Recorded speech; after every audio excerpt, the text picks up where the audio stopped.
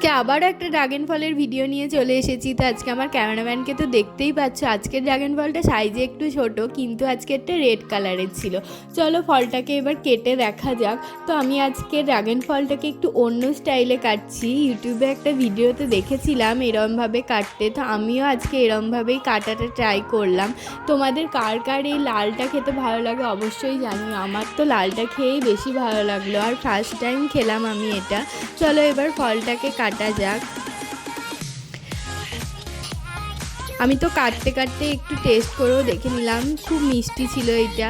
আর আমার হাতগুলো দেখো একবারে লাল হয়ে গেছে। তারপরে ফলটা এখানে কুচি কুচি করে কেটে নেব।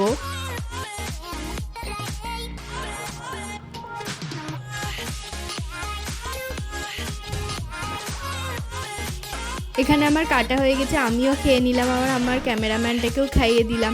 কেমন লাগলো জানিও। বাই।